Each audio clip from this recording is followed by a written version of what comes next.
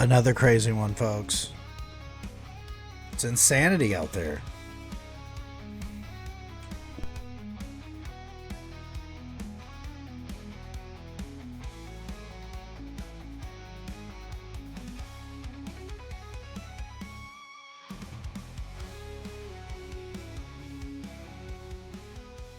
We got goddesses out there laying people out. We got, legends turning heel for the first time ever in their careers since being little greenhorn pieces of shit back in 2003. And we all know the deal, okay?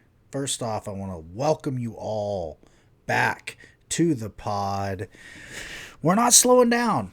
It's an odd feeling. I'll be very honest with all of you. It's an odd feeling to be actually kind of in the groove, man. For the first time since, Jesus, feels like 2012 for me.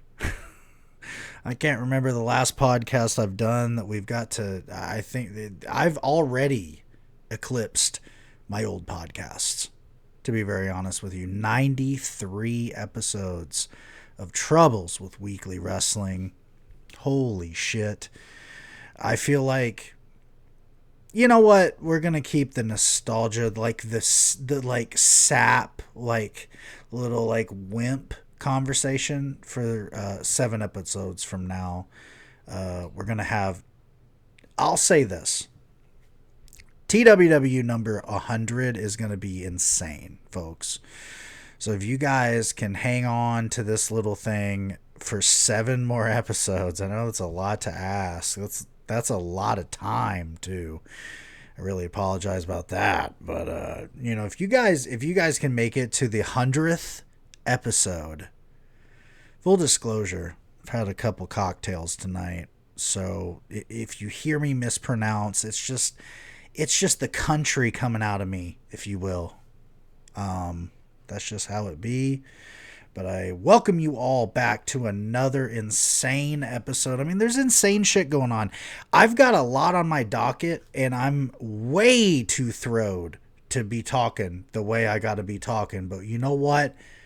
It be like that sometimes, and we go into full disclosure. I'm going to tell you right now. For those of you on audio, you don't understand yet. I've thrown it immediately to the next scene on my OBS, and that is titled WWE Shit. So I've come to the conclusion of this. I got this issue in my head. Everybody's got their own problems, right? I've got a problem, and that is I'm a completist. I'm a perfectionist. And I feel like a fraud if I do not talk about every single fucking thing going on in the wrestling world, okay?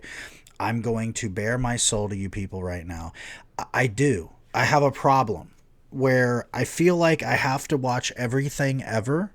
And because of that, I also, now that I have this podcast, feel like I need to talk about everything going on in the history of the world everywhere all the time.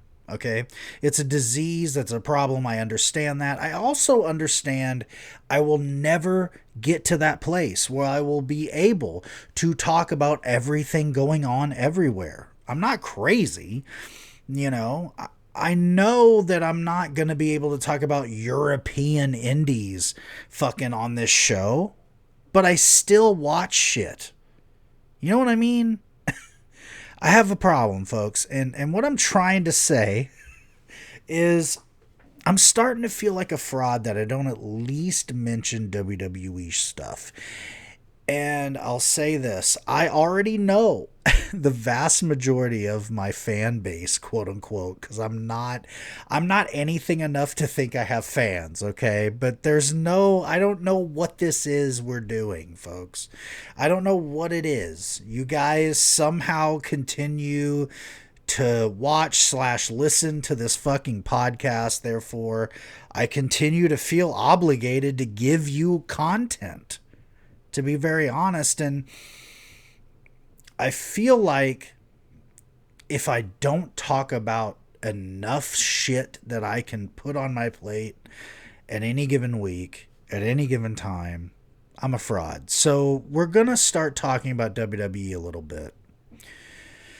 And then I also, maybe it's a cope, okay? Some of you will call me out. I hope you do. I really do. Listen, if I'm off base, please tell me.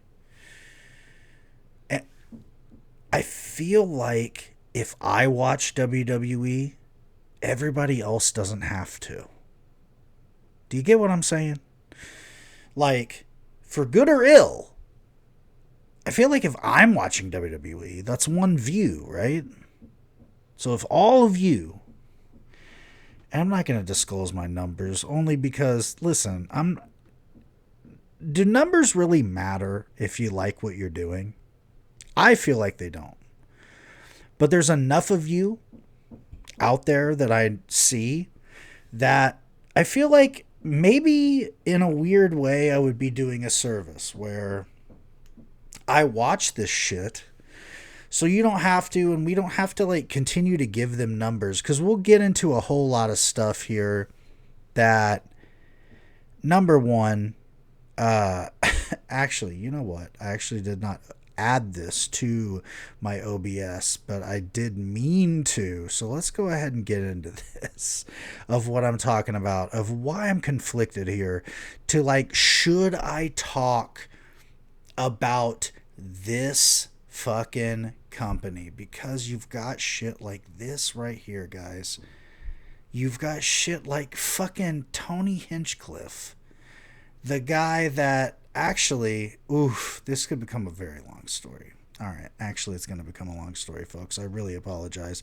I told you, I've had a couple cocktails, and I'll say this, for those of you that have been around since day one of Troubles fucking with Weekly Wrestling podcast, you know that back in the day, the fucking impetus, if you will, of this fucking podcast was us being fucked up. So we're there. And let's get into it, guys. This right here, it's been announced that after WrestleMania, after these people put their bodies on the line, their souls on the line, their careers on the line, this little fucking pipsqueak, Tony Hinchcliffe, and for those of you that were fortunate enough to not be like myself and get trapped in that Joe Rogan vortex of stupidity, this guy has said a lot of really crazy shit, specifically about Puerto Rico. You know, he's an quote unquote edgy comedian. And I'll say this, you know, I do know that he is a lifelong wrestling fan. He always talked about that. And that's cool, man. I'm not going to ever shit on anybody for being a lifelong fan, and whether they're a comedian or an athlete or an actor, you know, trying to get involved in that world. I know Travis Scott is part of that. And I'll say this, actually. Some people might actually be surprised by what I say about that. I actually respect Travis Scott more for this reason. I heard, actually it was a quote from Swerve Strickland of AEW fame, who said, you know, I saw Travis Scott somewhere, I don't remember, to be fair, and he said, man, I've started training for wrestling. I'm very excited. And I'm like into this, man. And, you know, he rattled off things that even Swerve was like, dude, this guy's a lifelong fan and it's great. So I'm not going to shit on Travis Scott, actually. I know a lot of people have a lot of heat on him because of that fucking smack on Cody Rhodes. And yes, it was stiff. Way too stiff, I'll admit. But, you know, at least the dude has enough respect to try to get in the ring and get trained. Fucking Tony Hinchcliffe is a fucking like a fucking stand-up guy, and why are we, after the biggest show that there is, roasting it? It's like, dude, you want to talk about pandering to the MAGA fucking idiots? Here we are. So, you know, here we are. But either way, let's get into the good shit about WWE. And that is Gunther versus Axiom from the last SmackDown. I believe that was, I don't know. I believe it was March 14th. There you go. 2025 in Barcelona, Spain. Axiom is Spanish. He's a Spaniard. This was a fucking banger, folks. And I don't use that term lightly. I really don't. These guys fucking put on a performance. And if you don't know anything about Axiom, he's been having bangers for a long time.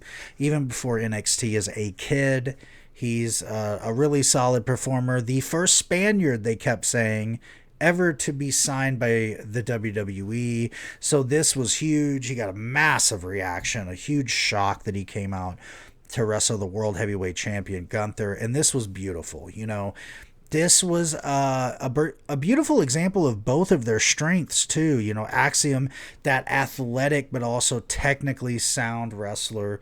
He showed that here, you know, going really toe to toe with Gunther. And he is, of course, one half of the NXT Tag Team Champions. So that doesn't hurt anything that he looked really strong here. And he did. And of course, at the end of the day, Gunther chopped his ass down, quite literally and figuratively, and won this match, the World Heavyweight Champion. And I'll say this, you know, I feel like Gunther as World Heavyweight Champion from the beginning has gotten a very raw deal. It's a shame that Triple H and whoever else doesn't look at him in the same way as Roman Reigns, and I get it on some level. Of course, he's not Roman. I'm not saying that.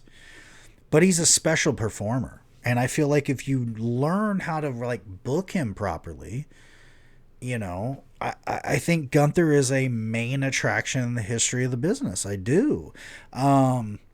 It just feels so weird. It feels like, and I keep thinking, and I'm sorry, I do, Gunther should be an AEW act, right? Like, I feel like they would know best how to deal with somebody of his skill set. But, you know, that's me. Either way, we get to another banger on SmackDown, and I gotta admit, you know, SmackDown was stellar, and it was, of course, the Carmelo Anthony, holy shit, guys.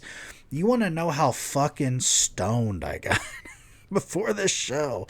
Holy shit. There you go. Anywho, it was Carmelo Hayes, not Anthony. Although maybe it'd be a banger show, right? Carmelo Anthony comes out in his old Nugget shit, the baby blues from back in the day, for those of you that remember, because you're old like me, against Randy Orton. That would have been amazing, actually. We didn't get that. We got something better, though. Carmelo Hayes and Randy Orton had a banger, folks. Again, I know it's WWE. Some of you guys don't like it. I would seek this one out. I really would. It was a fucking banger. And good on Randy Orton for being able to keep fucking grinding. I know he's a guy that's got a lot of miles on that bump card, but he continues to really perform at a high level. He really, truly does. I'll go out there and say straight up, I think Randy Orton might be top 5 of all fucking time, folks. I really do. I think I think a lot of people sleep on Randy Orton. I think it's a shame. The dude has excelled at every level in every way. He's been a main event babyface, a main event heel, a solid fucking young lion, Intercontinental champ back in 2003. I don't know, man. Maybe I'm a fanboy, but I think Randy Orton is the shit. I think Carmelo Hayes is the shit too. And it was really cool because it definitely felt like there was respect between these two guys. And you love to see it. It was phenomenal. And speaking of loving to see some shit, I loved to see, for the first time in 4 fucking years, Street Profits won the WWE Tag Team Championships. It was a good match against DIY. I love these guys only because, again, I have some regional bias. My wife and I would go to these live NXT shows in Florida when we were together years ago. And these guys were stellar, man. You know, they have improved in such a way that it's awesome that they've survived. I mean, if you think about so many roster cuts that have happened, and so many changes in bookers and fucking the Vince shit, these guys continue to be relevant and they continue to get better every single year. And here they are, man. I hope to God we don't get this like they won the titles and then at WrestleMania we have this multi-man ladder and they lose them. I say keep them on the Street Profits for a while. Their money. Don't fucking lose the plot, Triple H. Please. All right.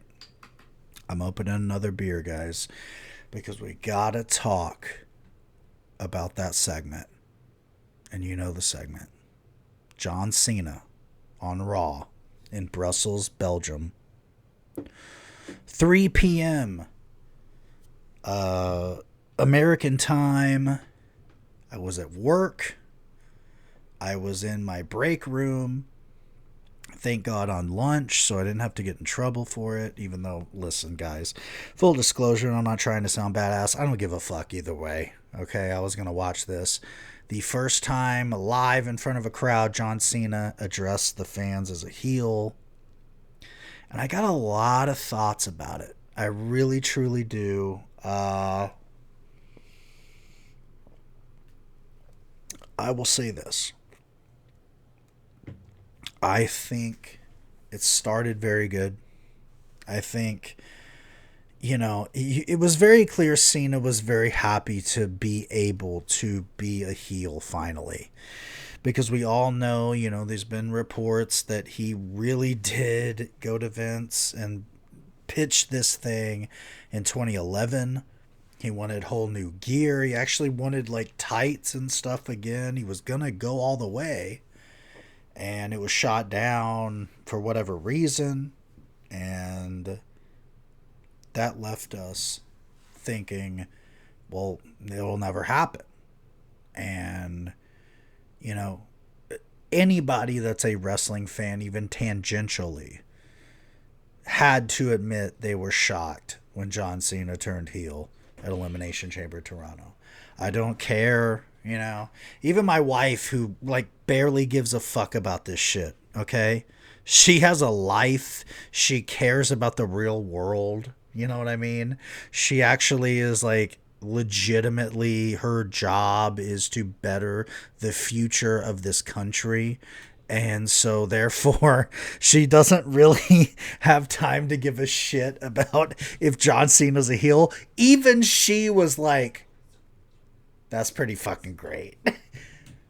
And I'll say it was really cool in this promo that Cena cut to be like, I see you. Yeah, you. And he fucking touches his shirt and he's like, I don't give a... Basically is like, I don't give a fuck about you especially. Because you are the liars. And he just turned it on the fans and straight up asked for an apology. And I will admit, folks, I went on BlueSky. I felt bad for old John. He's had a tough time in life. I mean, it's not like he's a multi-time millionaire. So I did publicly apologize to John Cena on BlueSky. And I would actually suggest that you all do it as well. I mean, I think we've been maybe a little hard on the guy. But in all honesty, I'll say this. I think the promo was fine. I do agree with those that have claimed that it was too little too late. Well, of course. This shit should have happened in 2011. Right? It should have been... CM Punk was so over. I don't like the guy now, but I'll say this. The dude was so over in 2011. I think it warranted the turn then. But Vince was never going to turn John Cena. Everyone's got to understand that. I know we're sitting here well, revisionist history. Listen, guys, we get what we get. And Vince was never going to pull that trigger. Therefore, and I'm not even trying to put over Triple H. I'm not. I don't like what he's done lately. I don't. However, I'll say this. At least he was the one that pulled the trigger. And I think it's the right move because Cody was spinning his fucking wheels. I think Cody was dead to rights. If there wasn't somebody huge to turn heel and face him at this WrestleMania, the dude was dead to rights. I mean, what has he fucking done with the title? He had some terrible matches with Solo Sikoa. He had bangers with Kevin Owens that we all knew he would win. Therefore, it's not even effective. And that's like it, guys. In a year? That's horrible. That's so bad. Oh man. And I'll say this about the Cena thing. I hope the fuck that he wins. I really do. I used to be one of those marks that was like, John Cena can never have more world titles than anyone in the history of the business. You know what? I want it now. And you want to know why I want it now? Because somehow something's worse, and it's Cody Rhodes as the fucking face of anything. Fuck me. Okay? I'll say this: the Cena promo, if I was to give it, a quote unquote star rating, since that is very popular again, I would give it a solid 3.5. I think it was good. Taking a shot with my wife. I think it was good, but I also think it could have been better. I think, you could have really pushed the envelope. You're on fucking Netflix. And that's kind of the issue here with WWE going to Netflix. It's like they don't understand that they could push the envelope. They're not willing to. And that's where I wish some of the fucking fan people would wake up a little bit. It's like at least AEW gives you the product the way it goes, right? If there's blood, there's blood. We don't fucking have a doctor come out and stop the match. That shit's ridiculous, okay? And we don't have like shit where like a heel doesn't just speak shoot. And some of it was, right, with Cena, like the whole like the invisible meme's dumb and it's never been funny. I mean, we all knew that though, right? So I feel like it was very neutered. I was kind of bummed out, but it isn't bad. I know I'm a troll. I'll say this. I'm all for this whole thing with Rhea Ripley riding herself into the Women's World Championship match at WrestleMania. A lot of people mad, right? A lot of people like, it doesn't make sense. It makes sense because she's the best women's performer on the planet fucking Earth. And I'll say this, I put her just kind of a little bit over Toni Storm. And some people might be mad to hear that, but I'm just being real, guys. I think Rhea Ripley is right up there with top stars in all of WWE.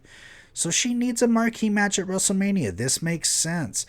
I will go with a lot of people online I've seen. I don't think she leaves with the title, but I think you need her in this match. I think, I would get Io the win here even. Maybe lead to Bianca as a heel turn. Rhea stays as the renegade kind of tweener. But I liked this. I know the table didn't break. A lot of people were like, oh, botch.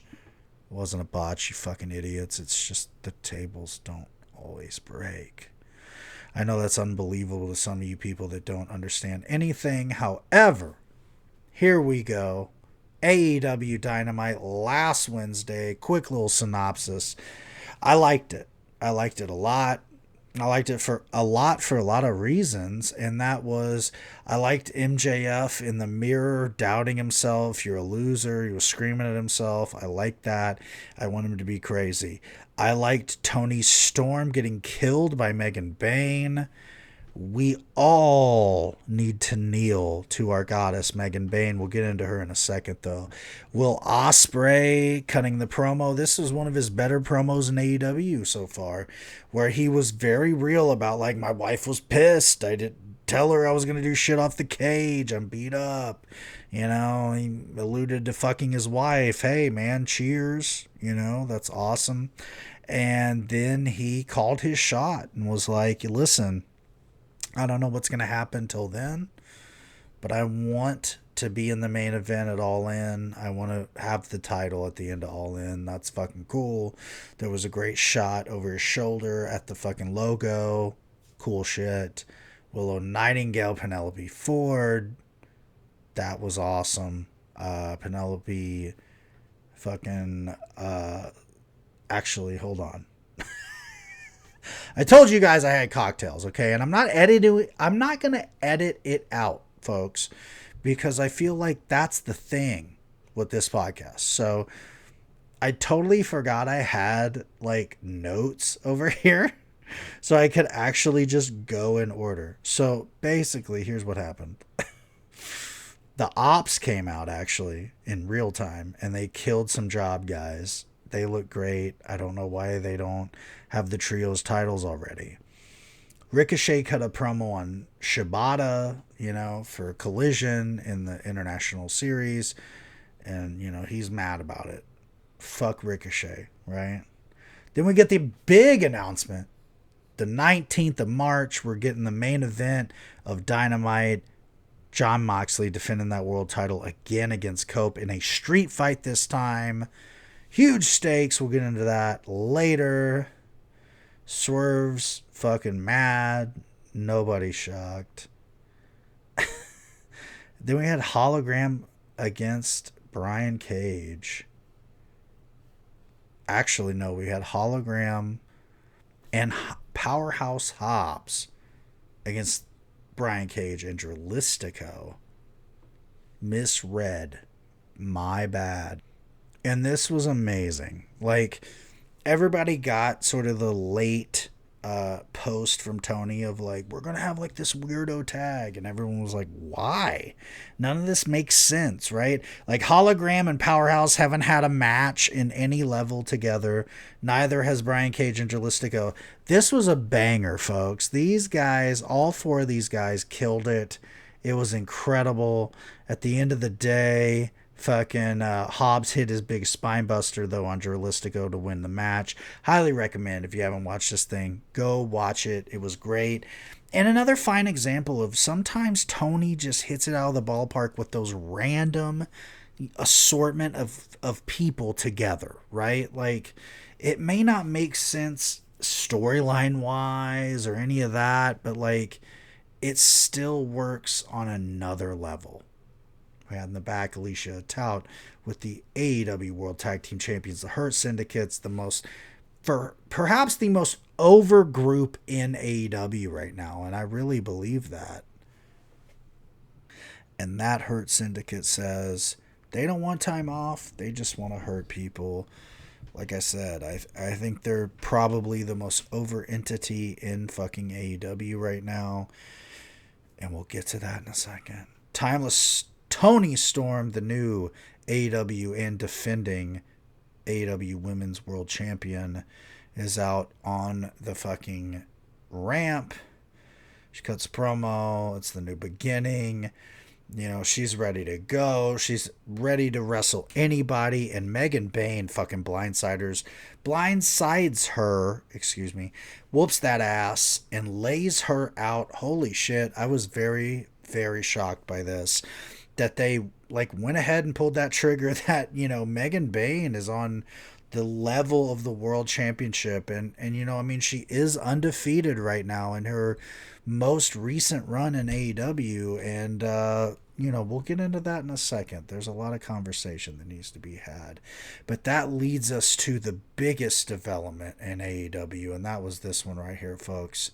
The wild card against Mortos in the International Championship Eliminator Tournament Series was, of course, Mike Speedball Bailey.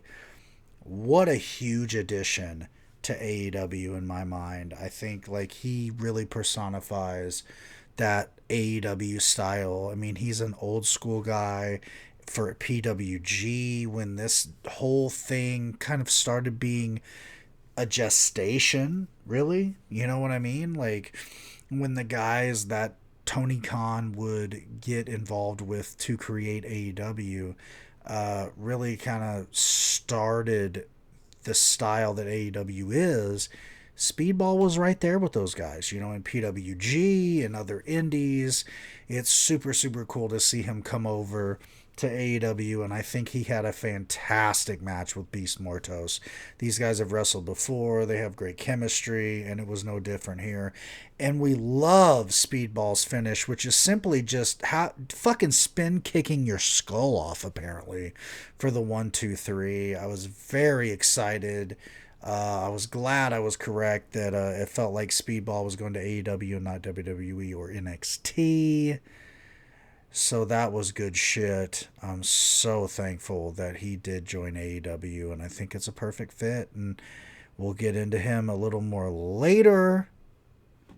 We then had Renee in the back with Christian Cage, and he had a million excuses as to why he is not the AEW World Champion right now. Nothing to do with his own decision making. And excuses is exactly what Nick Wayne bows up and says Christian Cage is saying, and that if he stuck with their plan from the beginning, he'd be the AEW World Champion right now. Christian said, I'm sorry it's come to this. He shoves Nick, and he cuts a promo. Keep riding my coattails. The next time we have this conversation will be the last time. Blah, blah, blah. Then we also have exclusive video after Revolution of Lexi Nair going to MJF's locker room to try to talk to him. And we have the image here.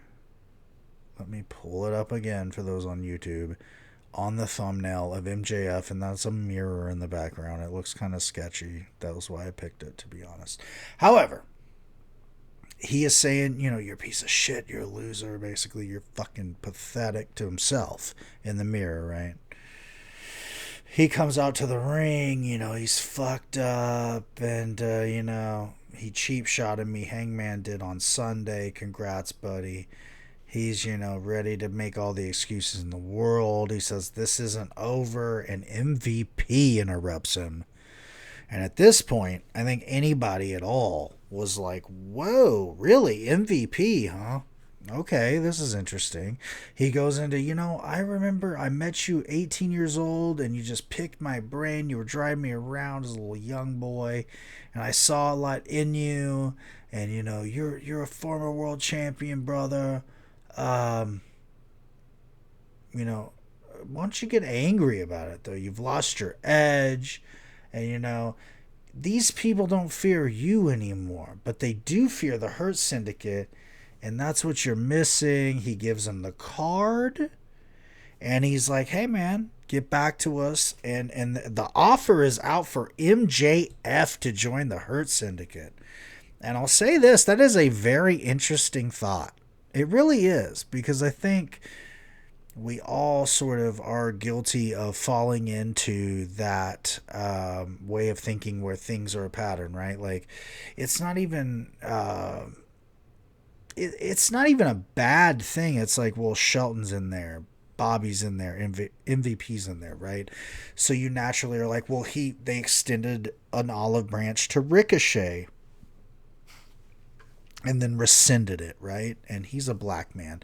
So I guess you kind of like think it's a WWE pattern, and you think it's a black faction.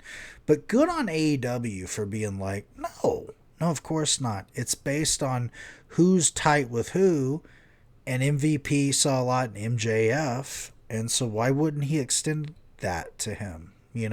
It's a great message, to be very honest, and I was very happy to see it. Regardless of where this goes, if MJF agrees or whoever agrees, it was nice to see, and it was nice to also see the script get flipped in a good way, and we're going, whoa, we never would have expected this, right? But now we have this on our plate. Awesome. Now, next week will be even doper. You're correct. Platinum Max Caster, the dopest man alive. This guy's the man in AEW. I know he keeps losing, but at some point, I promise you guys, he's gonna win. I assure you. He comes out though, he's calling Fresno stupid. Who can survive my open challenge? And Konosuke Takeshita, hot off that loss of his international championship at Revolution, comes down and doesn't take very long to kill him. And this is great. This is a great angle. I hope they keep it up. Have Max Caster be the jobber of jobbers and just keep losing to guys. Let it be returns. Let it be fucking debuts. Let it be whatever. It's evergreen, and it's great. ROH World Champion Chris Jericho holding Gravity's mask again. This was a good angle, I'll admit. I'm just ready for Mandito to just go ahead and fucking win this title. I'm so over Jericho with this belt. It annoys me. I'm sad. Penelope Ford, Willow Nightingale was a banger. I really liked this match. I truly, truly did. Willow fucking just hosses her up, pins Penelope with that pounce, and after the match, Penelope's whooping ass with a steel chair. Statlander comes out for the save on Willow, and Megan Bayne, after she lays out Toni Storm and fucking cemented her place as the top woman right now in AEW. And I'll say it, and we'll get into it later. She lays out fucking Chris Statlander and Willow as well. And this woman, I mean, God, hasn't been in the company long, and she already feels like the top woman in the company. And just as we think that, though, Renee is backstage with the TBS champion Mercedes Moné. Mercedes apparently has requested Billy Starks to be in this segment. Billy says, you've accomplished a lot here, but I've accomplished a lot as well. Wrestling is our life. Next week, I'm looking to change into a champion. And we have the announcement that she is wrestling Mercedes next week on Dynamite. Holy fuck. I hope at the end of the day, we just get her and Athena, and we get it sooner than just All In. I mean, we've got a lot of time, folks. We've got like 4 months right now until fucking All In. So I hope that we figure that one out. Will Ospreay comes to the ring. He's beat to shit. He's got his whole thing. He talks about fucking his wife. That's awesome. Hey, good for him, right? And then he calls dibs. This is bizarre. Months beforehand, he calls dibs. I want to be in the main event of All In Texas. He's not worried about anything else. I can get there by entering the Owen Hart tournament, though, and I like that. And right as he says that, we go right to the back with Renee and the man, King Switch, Jay White. And he's like, Will, good for you, Revolution. You won that steel cage. I didn't hit Cope on purpose. Either way, though, I'm not going to let anyone else take my place as the number one contender for the AEW World title against Mox. And this is great. MJF bumps into Paige again. We got more bullshit there. And your main event, another tournament match in the International Championship Eliminator. OC, Orange Cassidy, and Hechicero. A lot of people were mad about this. A lot of people thought it was sloppy. And I guess in parts it was. But I think it was a much better match than people give it credit. So I wasn't mad at this. Orange Cassidy gets the win. He continues on to that 4-way on Dynamite this upcoming week. And that leads us, of course, to Collision on Saturday. And that started with this one right here. Banger, Katsuyori Shibata, Ricochet. And this was indeed a banger. I think this was better than a lot of people said it was. I think, I saw a lot of conversation about, well, Shibata wasn't as intense as usual in New Japan. Well, no shit, dude. This is AEW. Why do people think that guys have to be the same in every single company? I think that's ridiculous. I thought he was just as intense here as any. He beat the shit out of Ricochet. And Ricochet fucking sold like he was getting murdered out there. And at the end of the day, it was an errant roll-up, some cheatery going on. Ricochet goes on. Shibata continues to look good. I thought this was awesome. In the back, Murder Machines killed some people with Mark Davis. It was bizarre. Toni Storm's in her dressing room. She's fucking talking about shark soup. That's cool. Fucking Mega Bane. Let's have her beat her for the title. I know. Hot take. I'm there, though. Powerhouse Hobbs killed who the fuck else? Whoever was this Griff Garrison guy, he killed him. Absolutely destroyed him. Lexi Nair's in the back. She tries to talk to Thunder Rosa, and Megan Bayne beats the shit out of her. And I'm so happy about it, to be really honest with you. And that led us to Mark Davis versus Mark Briscoe. And this wasn't as good as it should have been. I'll be very honest with you. Mark Davis just feels like a wet fart. And it's not his fault. It's just like ever since he came into this whole Don Callis fold, it just feels very flat. It's a shame. I think he's, a casualty of Kyle Fletcher getting to do a singles run while he was out and excelling. I mean, he doesn't need him anymore. And it's not Mark's fault or whatever. But I really hoped Mark Briscoe was going to win this thing. That did not happen. We had some fuckery here. Mark Briscoe did all he could to make this thing work, and it just did not. I'll be honest. It was very odd. The fans were not into it. And Lance Archer and Brian Cage killed 4 people. And this was cool. And then we had some more fuckery. Mark Briscoe came back out with a steel chair. Powerhouse came out to equal the deal. It was a fuckery deal. And it was great, to be honest. It really was great. Swerve had a promo. It was awesome. And then Jon Moxley just came out and killed him. I don't have a graphic for that right now. He killed him, and then he said, he cut a promo. That's all you need to know. And then he tried to make the Cope match mean more. I'll be honest, listen. The Revolution match was not great. Okay? I know now it's no DQ, it's a street fight. Yeah, okay. That it'll be better, I guess. I hope. And then, I don't know, man. What's gonna happen? What is Cope going to win the title? No, he's not going to win the fucking title. Are you kidding me? No way that going to happen. So I don't know, man.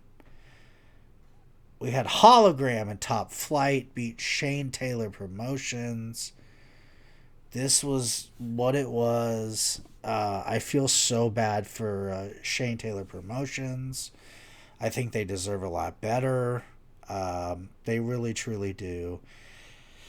But, it's one of those things. There's so many people on the fucking roster right now. And somebody's going to win. Somebody's going to lose. I just hope that they find their way. Because I think they are a really good, solid act. And I think they have it together.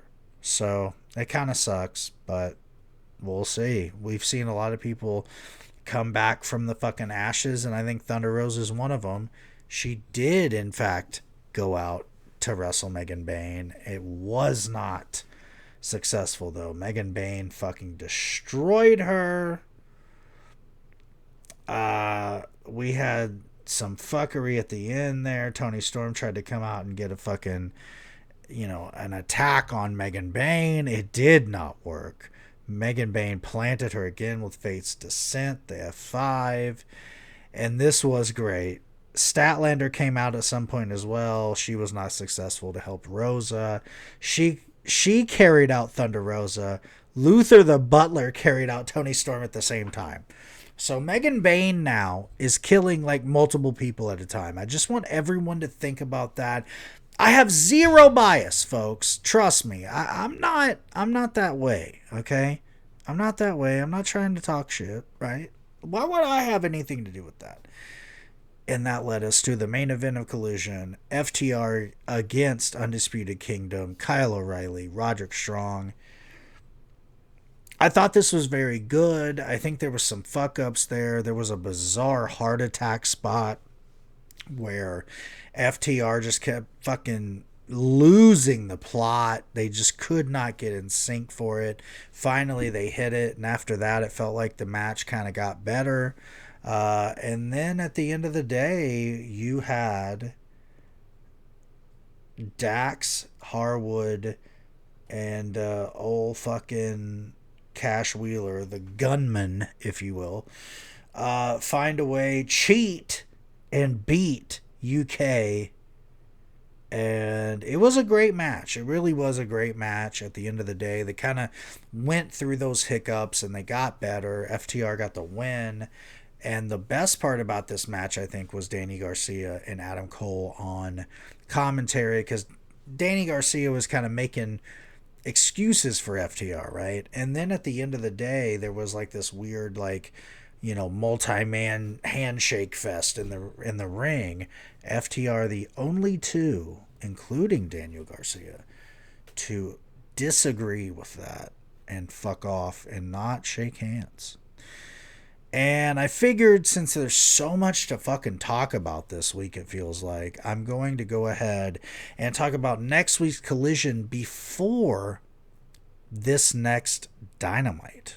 And AEW yet again changing the game, and this coming weekend, Collision is a 2-day event, Slam Dunk Saturday and Sunday. So we're going to go ahead, and the only things announced as of recording are these two matches. For Saturday night, we have the TNT Championship rematch, Daniel Garcia against Adam Cole.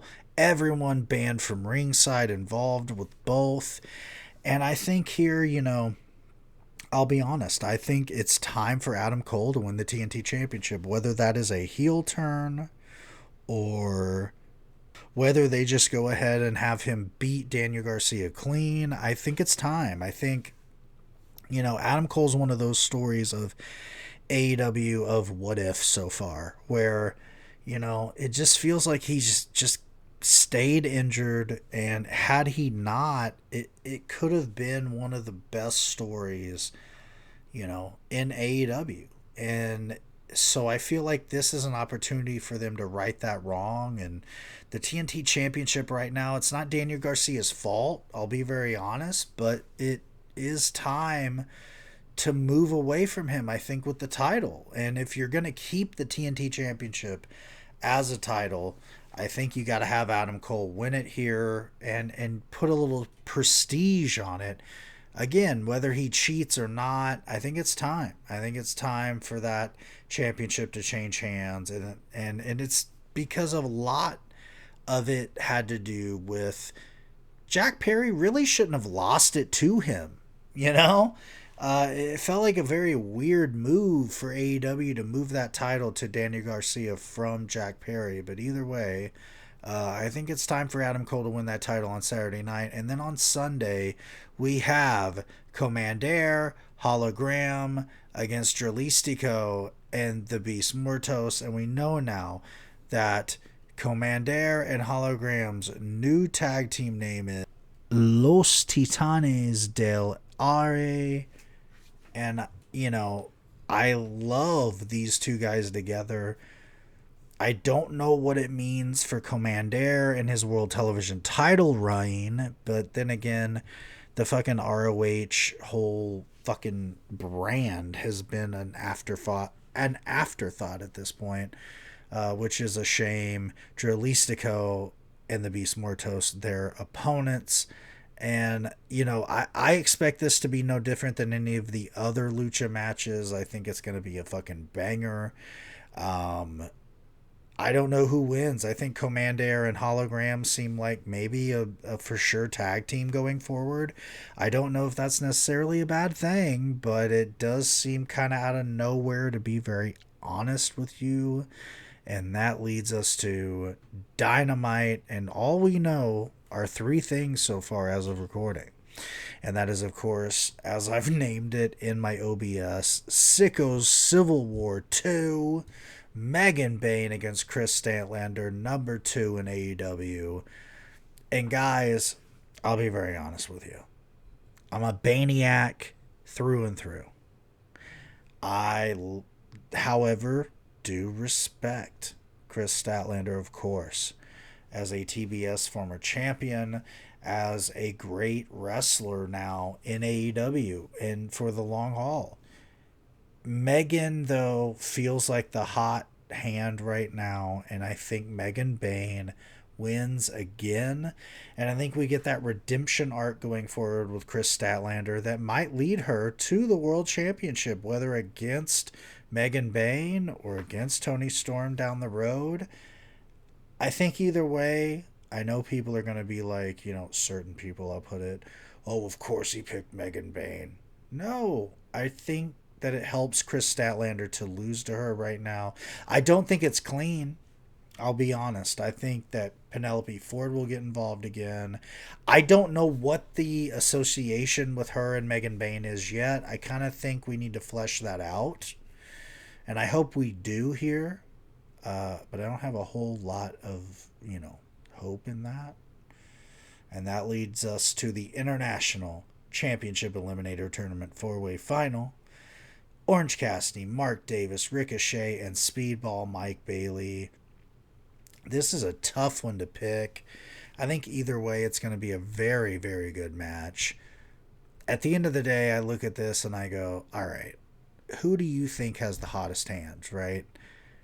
I would argue, okay, Orange Cassidy just came back. He's got a hot hand.